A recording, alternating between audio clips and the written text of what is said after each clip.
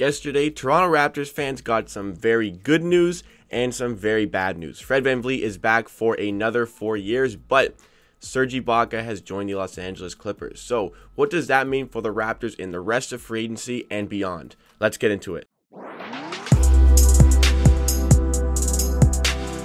Welcome to Amateur Sports, where we are so close to 1,000 subscribers on the channel, so there is no better time to join the movement and subscribe yourself. So make sure, if you like what you see in today's video and you want more of myself talking about the Toronto Raptors 4 days a week at least, make sure you hit that subscribe button for yourself. But today we are talking about the big news, the biggest news of the offseason so far for the Toronto Raptors. Fred VanVleet is back. 4 years, $85 million.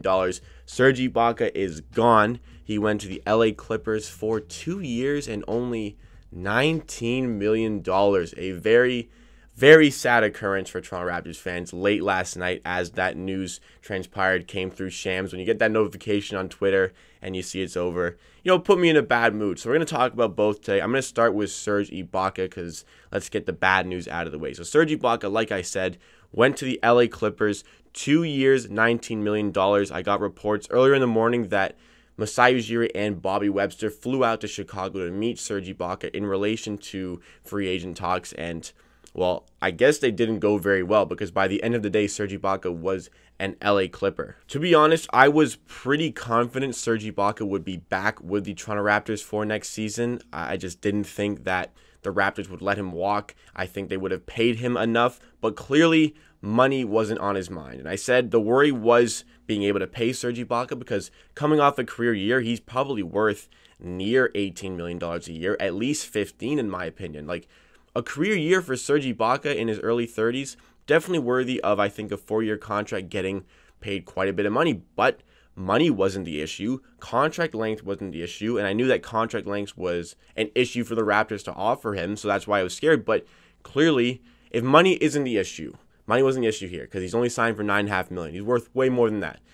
Contract length wasn't the issue because he signed a 1 year plus a player option to make it 2 years. So clearly, what happened was Serge Ibaka decided he just wanted to play for the Clippers over the Toronto Raptors. And I am very confident the Toronto Raptors made a better offer than what the Clippers presented him. But Serge Ibaka made his decision, and that's what stings even more about this news. The fact that it wasn't money or contract length. It was simply Serge Ibaka wanted to play for a different team. And a guy who loves Toronto so much, Serge Ibaka, it's very sad and very unfortunate to see. No disrespect to Serge. He's taking care of himself. He thought he made the best decision for himself, and that's fine. All respect to Serge for, loving the city, playing his heart out for the city of Toronto, and being an integral part of the Toronto Raptors as they went on to win that 2019 NBA championship. But it is very sad to see. All love for Serge. We respect him in Toronto. It's going to be rough when we have to play the Clippers next year and watch Serge Ibaka play against us. But, taking care of himself, it's an unfortunate circumstance. The Raptors now have a problem on their hands. The only two bigs, or people that can play in a big position on their roster, are Chris Boucher and Duan Hernandez. And I don't think either of those guys are ready to be either the starting big. Maybe Chris Boucher can be the backup, but I honestly would rather get somebody a little bit better than him to play in the low block to get those rebounds. I don't think Chris Boucher is quite there yet. I like him as the third choice, just offers something a little bit different on offense, but I just don't think that he can be, that presence in the paint that we need there. Apparently, the Raptors are talking to Marc Gasol. I thought his move to Barcelona was like all but complete, but I guess not. The Raptors want Marc Gasol. Apparently, the Lakers want Marc Gasol. Apparently, the Golden State Warriors want Marc Gasol. I'm not too bothered if we do lose Marc Gasol. It'd be nice to bring him back to be a backup, on a cut price, but I'm not too upset if we lose him. But we do need a starting big. We do need to bring back a guy who can be the starting 5-man. And after the Detroit Pistons took all of them, there's not a lot left for the Raptors to pick from. However, one of my favorite pieces at the center position that I think the Raptors should bring in is still available, Aron Baynes. I made a video earlier in the month talking about the free agents that could replace Serge Ibaka if he does choose to leave, and I think the top two on my list were Derek Favors as number 1, and number 2 is Aron Baynes. Derek Favors decided to go back to Utah, so that leaves us with a possibility of getting Aron Baynes. Now, what Aron Baynes can bring to the Toronto Raptors is the fact that when he starts, when he gets a lot of minutes, he typically averages near 15 points per game. You know, his points per game is skewed because a lot of the times he starts, a lot of the times he comes off the bench. But Aron Baynes, when he gets more minutes, he gets more efficient, he puts up more points. And last season, his per 36 points per game was about 18 points plus and about 9 rebounds. This guy is a presence in the paint. He's great on defense in the paint. You know, he's agile enough to D up on the perimeter. He has switchability on defense and on offense. One of the masters of the floater, can stretch out the floor to shoot a 3, is fantastic in the pick and roll, which is good for the guys we have, especially such great pick and roll players like Malachi Flynn, Fred VanVleet, Kyle Lowry. Aron Baynes makes sense for the Toronto Raptors, and I hope they can strike a deal to bring him into Toronto. It's kind of like I said in my Kawhi Leonard video, how Kawhi Leonard is trying to turn the Clippers into the Raptors. He wanted his guy Serge Ibaka to play for him on the Clippers, just trying to take all the Raptors pieces away, and he got him. He got Serge Ibaka. They're reunited after that 2019 championship run. I think that makes the Clippers a lot better. I think Ibaka is a better player for that system than Montrezl Harrell. Maybe not quite as good, but Montrezl Harrell, an undersized big. You need a presence. You need a rebounder in the paint. You need a big who can stretch the floor. I think Ibaka makes the Clippers a lot better. Again, respect to Serge Ibaka, but it is very, very sad to see that he chose the Clippers over the Toronto Raptors. But you got to move on. You got to find your next big. Now, we'll move on to Fred VanVleet. Fred VanVleet, earlier in the day, this was great news. This was posted like right as I posted my video from yesterday. Kind of sucked because I wanted to get a video out about it, but I already had recorded the other one. But anyways, we're talking about Fred VanVleet today.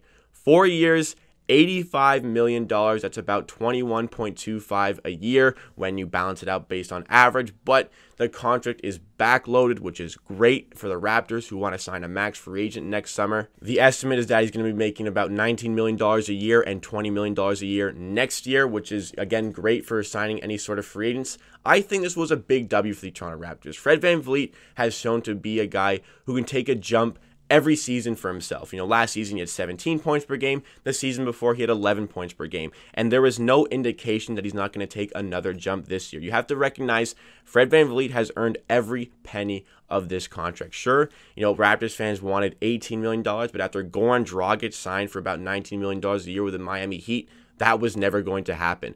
I was scared he'd be getting more than $22 million a year on average. I am very happy it's under 22.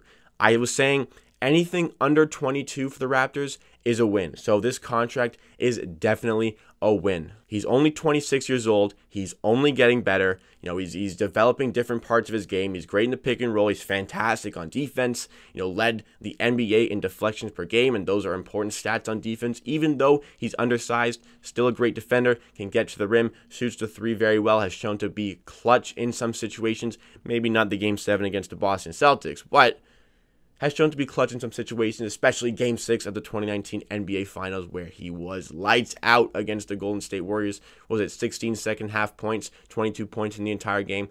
Fantastic, Fred VanVleet. Earned this money. The Raptors gave him a fair contract, in my opinion. You know, maybe it'll cause a little bit of financial strain, but this is absolutely his value. You cannot deny that Fred VanVleet is worth between $20 to $22 million. This contract can look very good in a few years when Fred VanVleet, or if Fred VanVleet does continue to ascend his game, like if he does start getting 20 points per game, which I think he is fully capable of doing.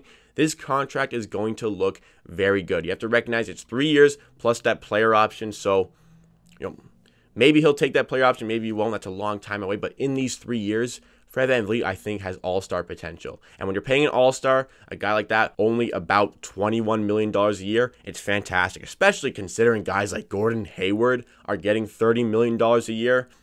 $21 million a year is really, really not that bad for Fred VanVleet. I know a lot of you were ready to move on from Fred VanVleet, spend the money elsewhere, give Malachi Flynn some minutes, but you know, we did need Fred to be the starting guy. I like Norm coming off the bench being the 6th man. I think he fits that role very well for the Toronto Raptors. I like this Kyle Lowry, Fred VanVleet tandem that we've created in the guard positions. We can have Malachi Flynn as that, you know, that third one, that depth guy, similar to the way DeLon Wright was playing a few years ago. And if Kyle Lowry moves on, Malachi Flynn has learned from these great players, Kyle Lowry and Fred VanVleet, and can come into a bigger role next season. Let's work on Malachi Flynn as a project here. The Fred VanVleet situation is nothing but good news. Like, this is just a great player who has returned to the Toronto Raptors for the foreseeable future. There was no problem with this deal. Like, the fact that they backloaded it as well and have more flexibility next offseason is even better for the Toronto Raptors. I can't say anything negative about this situation with Fred VanVleet. I'm very, very happy that he's back. And I'm even more happy that he decided to come back after Serge Ibaka committed his future elsewhere. So there you have it. Kawhi Leonard is still trying to turn the Clippers into the Toronto Raptors. He just misses Toronto so much. Fred VanVleet is back for the foreseeable future. That is great news. The Raptors have a lot of work to do to fill in those big positions. They really need to get a starting five-man. Aaron Baines is on the market. Masai Ujiri, Bobby Webster, because I know you're watching.